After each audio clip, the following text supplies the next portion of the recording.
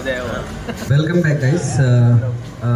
Vendor videos में जो 4 team है वो है rising AB and rising AB के वाइस कैप्टन रेजो हमारे साथ हैं। तो आइए पूछते कुछ सवाल उनसे। रेजो जी, जैसे मैं नॉर्मली सबसे पूछता हूँ कि राइजिंग एबी का क्या मतलब है और क्या सोच के अपनी टीम बनेंगी? राइजिंग बड़ौदा का टीम का नाम था और हम लोग बड़ौदा खेलने जाते थे, तो तब से वो टीम का नाम राइजिंग था। हमने सिर्फ एक ही चेंज किया है, उसके अंदर ए बी लगा दिया। A stands for Ahmedabad, B stands for Baroda. Okay, so Subin is from Baroda, I am from Ahmedabad, तो ए बी। एंड GKY में हमने 2 सीज़न पार्ट लिया। फर्स्ट सीज़न में we were runner up, second season में वी वर द विनर, और दोनों time a good percentage of the players were from Baroda as well. So it's a mix of people from Ahmedabad and Baroda, and that's what Rising AB stands for. Okay. अब आप पहली बार part ले रहे हैं BCL में, लेकिन as a player आप already खेल चुके हैं BCL में। तो अभी आप एज ए टीम के रिप्रेजेंटेटिव आए हुए हैं, तो आपको क्या फ़र्क लग रहा है दूसरे टूर्नामेंट्स और BCL के बीच में? क्या अंतर रहता है? BCL में I think this is third or fourth tournament where I am playing. So I think I missed the very first one. और last जो जीते थे GKY, उसमें भी I was part of the winning team. उसके पहले शिवजीस में भी I was part of the winning team. So it's been almost 3-4 tournaments that we played with BCL. And overall I think BCL has been the tournament that inspired a lot of other people to step up and organize. Like उसके बाद GKY was one of the succeeder जब BCL में gap आ गया था.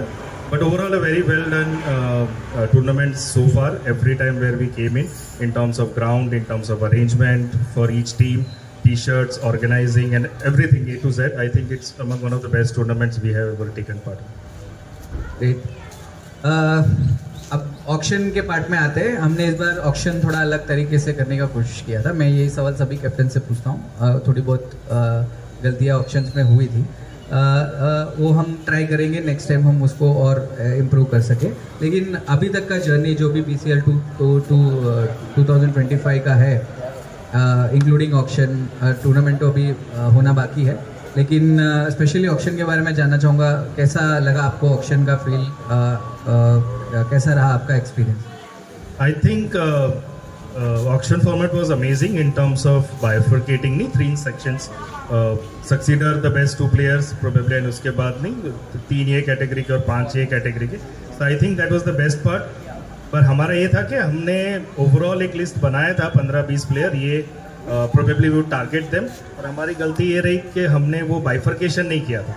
तो काफ़ी बार ऐसा हुआ नहीं कि हमने सक्सेडर में से एक ले लिया ऑलरेडी, तो हमारे पास एक ही बचा है। सक्सेडर में दिक्कत नहीं हुआ, बट डिपेंडेबल और फॉरमोस्ट में प्रॉब्लम हुआ। काफ़ी टाइम ऐसा हुआ, एक टाइम पे हमने ऑलरेडी फॉरमोस्ट वाले ले लिए 3, and there were other good foremost players which were available, तो we could have planned it better. पर हमारा हमेशा से यही था कि बैलेंस टीम बनाओ। तो जैसे आप देखोगे तो we have I think 4 or 5 people from Baroda and rest of them from Ahmedabad. तो ओवरऑल बैलेंस्ड है। We were lacking in couple of bowlers and hence we took couple of bowlers as well. तो हमारा overall I think it's a very balanced team, and we have quite a few people with whom we have played matches. I think that sync जो होता है players के बीच में, I think that matters a lot. तो I think we have overall a very good team. तो जैसे ही auction के बारे में आपने बोला कि अपने बड़ौदा के प्लेयर्स लिए हुए हैं और ट्राई किया है कि आप बैलेंस कर सके टीम को, तो मैं ये जानना चाहूँगा कि ये क्या स्ट्रैटेजिकली आप सोच के आए, वैसी टीम आप सिलेक्ट कर पाए, या फिर रैंडमली थोड़ा बहुत आपको ऊपर नीचे करके फिर एडजस्ट करके लेना पड़ा? क्योंकि मेरा ये सवाल इसलिए था कि एक पॉइंट ऑफ टाइम के बाद आपके पास उतने पॉइंट्स या यही नहीं थे, बैलेंस ही नहीं था कि आप चाह के भी किसी अच्छे प्लेयर के लिए बिड कर पाए। तो वो तो बट ऑब्वियस है कि वो रैंडम ही हुआ होगा, क्योंकि आपने जो सोचा उस किसी प्लेयर में ज़्यादा चला गया, किसी प्लेयर को आप टारगेट नहीं कर पाए होंगे। तो उसके बारे में क्या कहना चाहेंगे?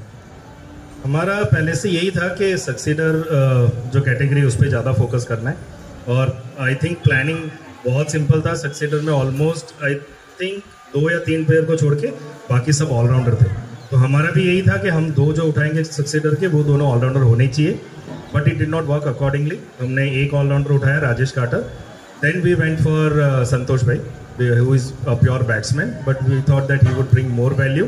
तो वो वहाँ रहा. पर इसमें दिक्कत यही होता है कि नहीं, अच्छे प्लेयर आए, तुम बिड करो, if you let them go there is no guarantee कि आगे जाके आपको जो प्लेयर चाहिए वो मिले ना मिले, डिपेंडिंग अपॉन तुम्हारे पास कितना अमाउंट बचा है.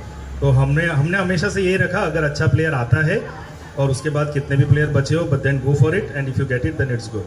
तो आई थिंक सक्सीडर वाला कैटेगरी है, we are pretty much happy. हाँ, उसके बाद हमने 2-3 अच्छे बैट्समैन ऑलराउंडर देखे and we try to fill it in, and I think we got it. Overall आप टीम से अभी हैप्पी हैं. तो मैं जानना चाहूँगा कि 2 या 3 प्लेयर मुझे हाईलाइट करके देखना हो आपकी टीम में से, who can change the match on their own course.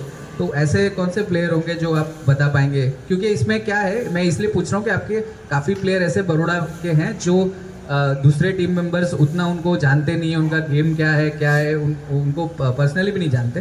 तो मैं चाहूँगा कि आप थोड़ा उस पर एलोबरेट करें कि कौन से 2-3 प्लेयर है जो इम्पैक्ट क्रिएट कर सकते हैं टूर्नामेंट पे.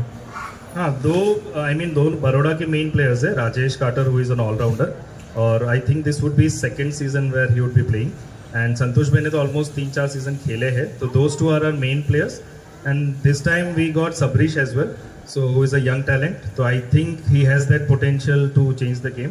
तो हमारा एक्सपेक्टेशन ज़्यादा है उनसे. तो ये 3 probably would be the players to look out for. Great to know कि आपने सबरीश को मेंशन किया, because I rate him very high. जो मैं पर्सनली उसके साथ खेलता हूँ तो मुझे पता है कि किस लेवल का प्लेयर है, एंड वो इतना यंग प्लेयर है, अभी भी स्कूल में पढ़ रहा है. तो उन सबको देखता हूँ तो मुझे ऐसा लगता है कि नेक्स्ट जेन एक खड़ा हो सकता है. हमारे बाद भी ये जो टूर्नामेंट है, क्रिकेटिंग कल्चर है, जो भी मल्लूस के बीच में है, वो कंटिन्यू रह सकता है. तो आई ऑलवेज फील के Sabarish is a very good example कि हमारा नेक्स्ट जन ऐसे प्लेयर्स है अगर, तो अच्छे हाथों में ही रहेगा. And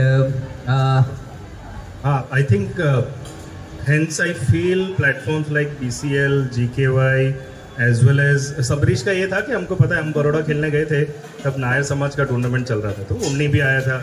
that is where I feel, that is where I feel कि मैंने सुना था कि नहीं, played very well along with MPL Maninagar premier league. तो आई थिंक वैसे प्लेटफॉर्म होते हैं जहाँ से there are players who emerge and do very good. और आज देखो नहीं, there are teams in BCL as well as GKY जो सोचते हैं कि हाँ, ऐसे प्लेयर्स को भी लिया जा सकता है and to promote them. So I think BCL has been doing a fantastic job. It's all 5th season and pretty much excited to have BCL back. And cricket be having an history of like being in batsman's game. ज़्यादातर लोग ये देखा जाता है, कई tournaments में ऐसे ही होता है कि हाईलाइट ज़्यादा बैट्समैन होते हैं, और इतने भीड़ में से आप एक बॉलिंग सुपरस्टार है जो अपने बॉलिंग के लिए ज़्यादा जाने जाते हैं. इवन आप एक एज अ प्लेयर भी एंटर होते हैं किसी पूल में, तो आपके लिए हाईएस्ट बिडिंग की जाती है. तो आपका पॉइंट ऑफ व्यू कैसा है इस पे कि मतलब एक नेचुरल प्रोसेस लेता है, होगा ज़्यादा हाईलाइट या ज़्यादा जो स्टारडम जो है बैट्समैन को मिलता है, बॉलर बीइंग अंडररेटेड. तो मैं उस पॉइंट ऑफ व्यू पे आपका एक थॉट प्रोसेस जानना चाहूँगा. नहीं, दैट्स एब्सोल्युटली ट्रू.